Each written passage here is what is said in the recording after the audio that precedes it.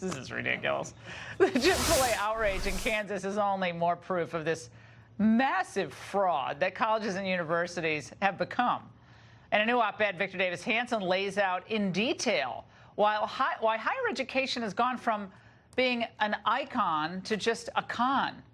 He writes, the damage that the modern university has wrought has now outweighed its once positive role. Joining me now is Victor Davis Hanson, Senior Fellow at the Hoover Institution. Now, Victor, you have some pretty interesting solutions to the university con game. So what's the simple way this madness could be fixed? Well, you know, they being students, recent graduates, and people who didn't graduate owe $1.5 trillion in student debt. And they don't marry, they don't have children, they don't buy homes, they don't do all the things that make people traditional and conservative. And the universities knew when they lent that money they couldn't be paid back, given the majors that these students were focusing on. And so while their endowments grew, so did the debt of students. And it would be very easy to say, if you want to issue a loan to an 18-year-old, you better be partly responsible if they default, and don't put it on the taxpayers and don't put it on the student necessarily. And when you buy a car, have the same truth in lending forms that they must fill out. Tell them how much an average major will earn you after graduation, or how long it takes, or how much to major or graduate, or how much a particular class cost you in real dollars, like an hour with a lawyer or a surgeon.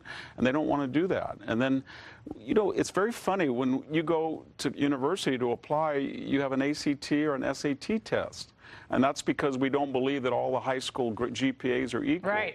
Well, what makes us think that the BAs are all equal? No. They're not. So why don't we just have an exit exam and say, to get a BA, you have to get a certain score in a standardized test just like you did to get in. And they don't want to do that either. Well, Victor, you're at Hillsdale, right? Are you speaking at Hillsdale? I'm teaching here this week, Oh, yeah. fantastic. I mean, that's one of the few schools left that has a core curriculum, understanding Western civilization, which so many young people just don't, or they're told to hate it. University of Chicago, there's some great professors still at the, schools all over the country. But Hillsdale is one of those places where it's like no political correctness. That's refreshing actually. It is. But it's few and far between. That's the point. And when they're upset about Chick-fil-A, are you kidding me? I mean, we have to look at the political views of every, like the Popeye sandwich. Are they okay? Have we checked all their tweets? I mean, the sandwich is good. They're upset about Chick-fil-A because all of this race, class, gender indoctrination came at a price of what was not taught. So these young students don't know who Dante is. They have no idea who Shakespeare. They don't know Sophocles. They don't know analytical geometry. They don't have any idea what induction is, that you look at examples, then you form a conclusion rather to start in a deductive fashion with a conclusion and force examples to fit it. And so they're really arrogant in their ideology, but they're also sadly ignorant.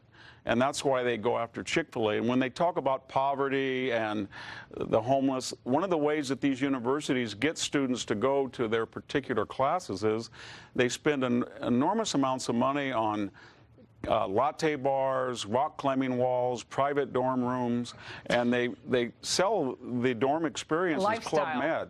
It's a lifestyle. They do. And then they have non-teaching facilitators, adjudicators, czars of inclusion, deans of diversity. God, that's very expensive. And the non-teaching budget is soared. Yeah. Well, Victor, it brings us back to the thing that we've talked about before. College is worth it in a lot of cases, and you meet great people. Yeah. If you're a computer science major or a pre-med, or you know what you want to do, it can be fabulous. But you can do really well today with experience, work experience, and a work ethic, and you shouldn't be looked down upon for not going to college. I mean, I think you're like sometimes the smartest person out there.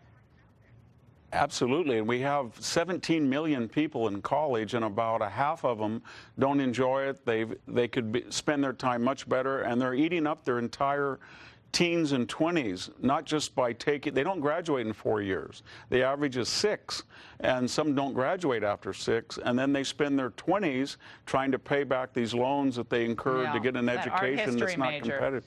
Yeah. They could have been, professional vocational training. It would have been much better. And all right, we've got it's tragic what's happening. It's got to be it's a big reform movement needed in the whole education world, and I think it's beginning. Victor, thank you so much. Lucky